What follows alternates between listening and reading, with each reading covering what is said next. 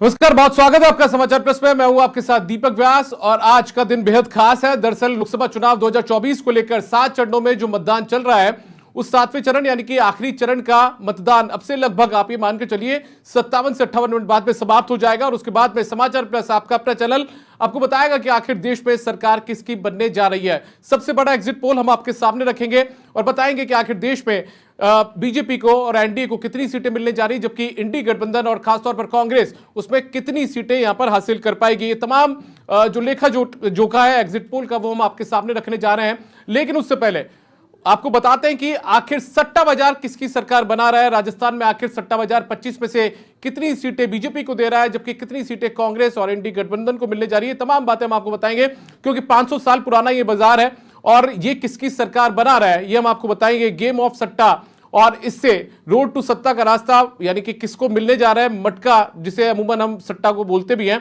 वो किसे झटका दे रहा है, किसे उठा रहा है पूरी राजनीति के अंदर, सियासत के अंदर। ये तमाम चीजें हम आपको बताएंगे अगले 1 घंटे के अंदर और ये भी बताएंगे कि हर सीट का भाव, हर प्रत्याशी का भाव आखिर कितना चल रहा है और किसे घाव मिलेगा और किसको राजनीति यानी कि सियासत में यहां पर चाव मिलेगा। ये तमाम चीजें हम आपको बताने जाएंगे और आपको सबसे पहले हम बताते हैं कि आखिर जोधपुर लोकसभा सीट का क्या कुछ हाल है। तो जोधपुर से लोकसभा सीट से बीजेपी के प्रत्याशी गजेंद्र सिंह शेखावत हैं और यदि उनकी बात की जाए तो आखिर उन्हें सट्टा बाजार में कितनी सीटें यहां पर मिलती हुई नजर आएगी, वो तस्वीरें हम आपको दिखा देते हैं। आपकी टीवी स्क्रीन पर आप देखिए, गजेंद्र सिंह शेखावत बीजेपी के प्रत्याशी और 20 से 25 पैसे का इनका भाव चल रहा है, जबकि करण सिंह उचारडा जो कि कांग्रेस के प्रत्याशी 4 रुपए का इनका भाव है। अंदाजा आप लगा सकते हैं कि गजेंद्र सिंह शेखावत का पलड़ा यहां पर सट्टा बाजार में भारी है। फलौदी के सट्टा बाजार के हिसाब से हम यदि देखें, क्योंकि बहुत फेमस है फलौदी का सट्टा बाजार, और गजेंद्र सिंह शेखावत का भाव यहां पर तय किया गया है 20 से 25 पैसे। करण सिंह उचारडा जो कि कांग्रेस के प्रत्याशी, उनका भाव 4 रुपए। बहुत ज्यादा दोनों के बीच में अंतर है। तो ऐसे में गजेंद्र सिंह शेखावत का पलड़ा यहां पर भारी दिखता हुआ नजर आ रहा है और इस मुताबिक सट्टा बाजार के मुताबिक हम नहीं कह रहे हैं ये बात, क्योंकि अभी मतदान चल रहा है और मतदान लगभग ये मानकर चलिए कि 55 मिनट और चलेगा और उससे पहले हम एग्जिट पोल की बात बिल्कुल नहीं कर रहे हैं।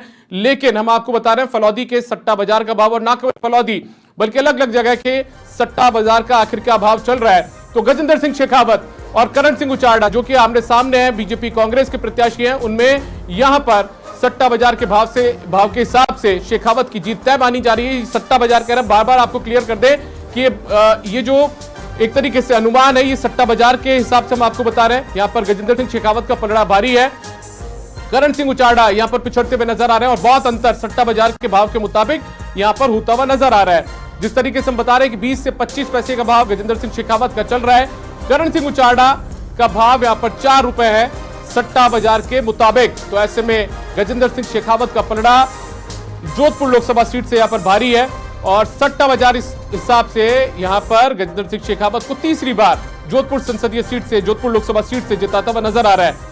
लेकिन फिर से हम आपको क्लियर कर दें, अभी लगभग 55 मिनट से तक मतदान चलेगा और उससे पहले ये एग्जिट पोल बिल्कुल भी नहीं है, ये सट्टा बाजार का भाव है। और राजस्थान का सट्टा बाजार यहां पर क्या कुछ कहता है वो हम आपको आपकी टीवी स्क्रीन पर बता रहे हैं। आप अपनी टीवी स्क्रीन पर ये सब चीजें देख पा रहे हैं। यहां पर सट्टा बाजार के मुताबिक बीजेपी को 19 सीटें मिलती हुई दिख रही है, जबकि कांग्रेस को प्लस में 6 है, यानी कि कांग्रेस के पास एक भी सीट पिछले चुनाव में 2014 में 2019 में नहीं थी और इस हिसाब से कांग्रेस के पास 2024 में बढ़त है। कांग्रेस 6 सीटों के हिसाब से सट्टा बाजार के हिसाब से आगे निकलती हुई नजर आ रही है। अब ये सीटें कांग्रेस के हिसाब से आप ये मानकर चलिए, बांसवाड़ा डूंगरपुर की, जिसे यहां पर आपको समर्थन दिया गया बीजेपी पार्टी को, राजकुमार रौत को, और साथ में आरएलपी जो कि नागौर से है, उसे यहां पर कांग्रेस ने समर्थन दिया इंडी गठबंधन के प्रत्याशी के तौर पर।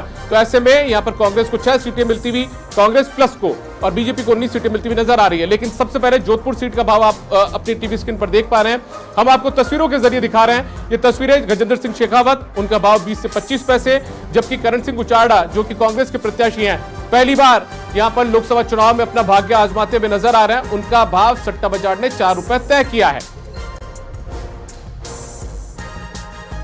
एक बड़ी खबर आपको बता दें, सट्टा बाजार के मुताबिक यहां पर गजेंद्र सिंह शेखावत का पलड़ा भारी होता हुआ नजर आ रहा है।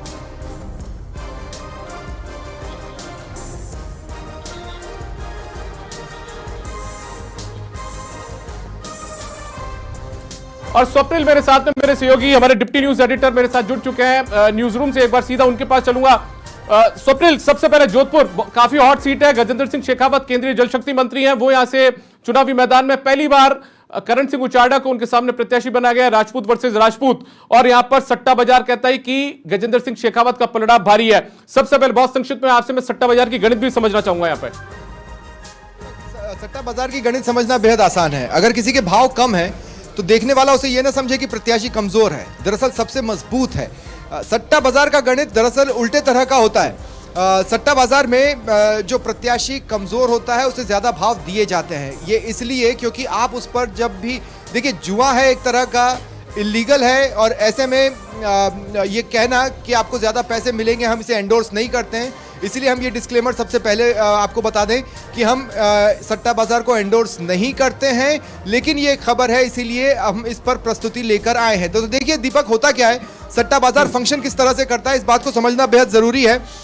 जिसके भाव कम निकल रहे हैं वो ताव खाने वाला है। इसका मतलब है कि वो सबसे ज्यादा मजबूत है। इसका मतलब ये नहीं है कि वो प्रत्याशी कमजोर है। कम पैसे के भाव का मतलब है कि उस प्रत्याशी की जीत की संभावना सबसे अधिक है। अब आप जब जोधपुर सीट की बात कर रहे हैं तो उसी के लिहाज से मैं आपको बता दूं, 20 से 25 पैसे, इसका मतलब ये है कि बहुत बहुत बहुत प्रबल संभावनाएं हैं कि वन साइडेड अफेयर में, एक तरफा अंदाज में गजेंद्र सिंह शेखावत इस सीट को निकाल ले जाएं। वहीं उनके सामने जो कांग्रेस के प्रत्याशी हैं जिन्होंने खूब दमखम लगाया, उनको 4 रुपए तक का भाव, मतलब वो फाइट में आसपास भी नहीं ठहर रहे हैं। आप ये समझिए कि ये 19-20 की लड़ाई नहीं है, ये लगभग 1 और 20 की लड़ाई है। 4 रुपए का भाव यही बताता है। अगर करण सिंह को 35-45 या 1 रुपए के आसपास का भी भाव होता तो वो हम ये कहते कि थोड़ा फाइट में है, लेकिन जमीन आसमान का अंतर है भाव में। इसलिए एक तरफा तरीके से गजेंद्र सिंह शेखावत यहां पर जीत सकते हैं।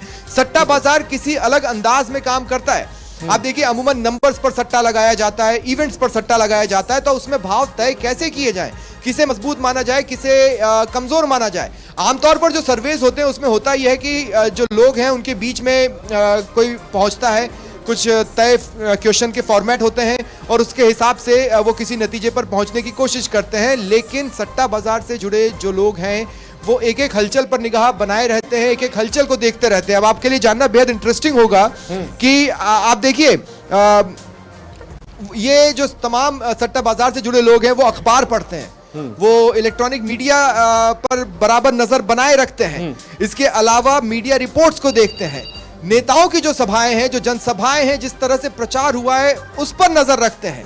वहां किस तरह की भीड़ आई है, वो भीड़ किस मूड में आई थी, किस मूड में लौटी, वो क्या सोच रही थी वापस जाते वक्त, उसको भी देखते हैं।